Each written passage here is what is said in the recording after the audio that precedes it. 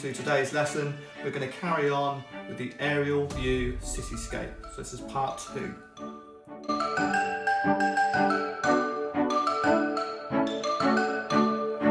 Just to recap, we began by practicing in this lesson.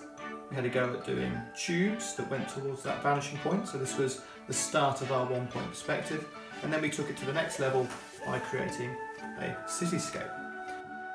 So if you've got watercolour paints at home, you may use these if you wish, or if you'd like to be a bit more playful, you can look around the kitchen and see what we can find to use instead of paints.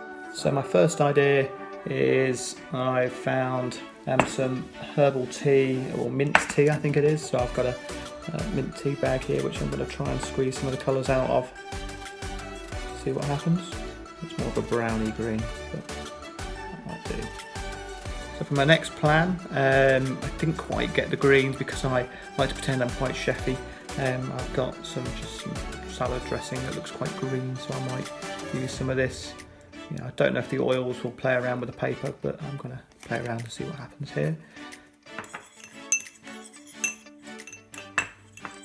So far I've got some mint tea, some dressing. The paprika's worked really nicely actually. It's got a lovely orangey red colour there. I've got a little bit of water in here, and I found some turmeric which looks more yellow. So I'm going to give that a go now. It's going to make my result smell lovely, I'm sure. That's just a lovely colour. That turmeric looks great. It's very important to say at this stage, please double check with the people at home before you start mixing ingredients together. Double check that they are happy with you using them. Yeah, coffee's the obvious one. I've got some coffee here. I've used this before. I know it will go a nice dark brown. Actually, it'll probably be the colour I use the most. So I've made a few colours. It goes without saying I didn't manage to find any blue, but that probably doesn't matter too much. I've got enough colours here to be playing around with. If you haven't got any of these kind of colours, please don't worry. Just use perhaps just the coffee, and if you've got your own watercolour set, even better, you can go straight to that if you wish. Okay, I'm ready to get started now. I'm going to use a fork to paint with. I normally start this side and work my way across because I'm right-handed, and so I don't want to smudge anything over here. So I'm going to start with this building. What colour shall I go with? I'm going to go with my yellow colour to start off with. So I'm going to dip, walk in. Hopefully that will pick up some paint. Yes, it will.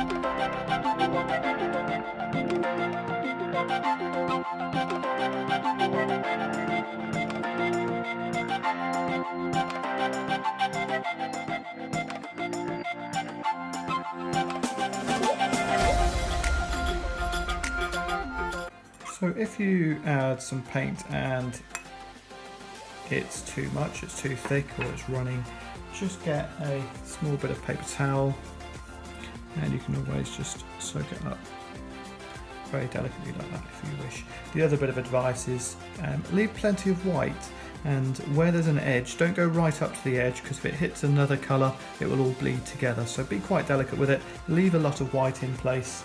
And really just keep it as simple as possible really, don't overpaint. And what we'll do is we'll go over the top with a pencil or a fine liner just to neaten up all edges. You might also add second layers as well. So second layer is where we go in with the colours again, just to darken some of those particular details that we might need. So I'm just going to add the last finishing tones. Notice I'm using the back of the fork. I found that to be less detailed but better for filling in bigger areas. So it's dried for a little bit now. I'm just going to go in with a few extra layers of the colours before I go in with the outlining stage. Don't worry if it's looking a bit strange at the moment. The bit where it all comes together is the refining at the end, where we go in with all those outlines. It brings it all together again. So we're going to go and start off with, let's go in with the brown. First of all, I did say I wanted this side a lot darker, so I'm going to go in with that second layer. Just on all these lower parts of the building.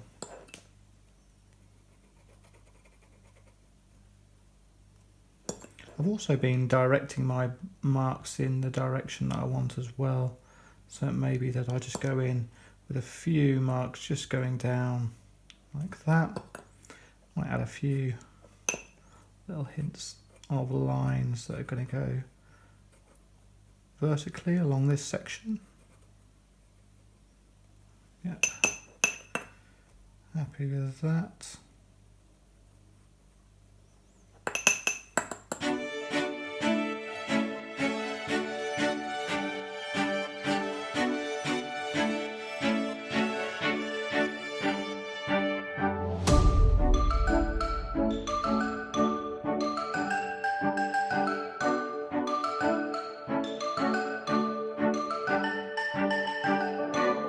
We're now at my favourite part of a painting, which is the end bit where you do all the finishing touches. I'm going to outline it all, probably using the fine liner, but like I say, a biro will look really nice as well.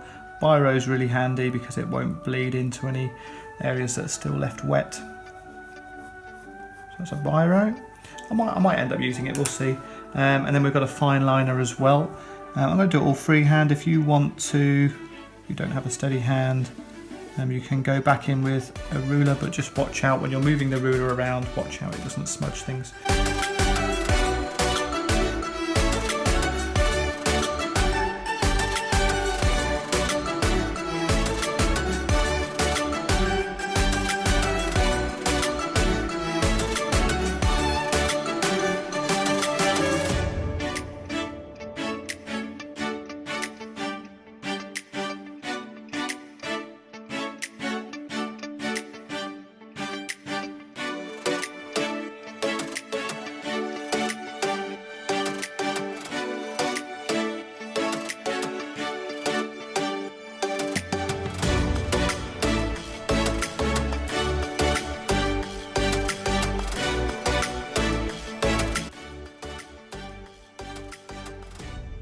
So this is the end result. I'm pretty pleased with it. It doesn't look too bad. I enjoyed the outlining stage, and hopefully yours will work out well. Please take a photo before you start painting it, because when we use paints, a lot of the time things do go wrong. And if it does go wrong, don't worry about it, just keep on practicing. The more you practice, the better you'll get. Thank you for watching, and best of luck trying it yourself.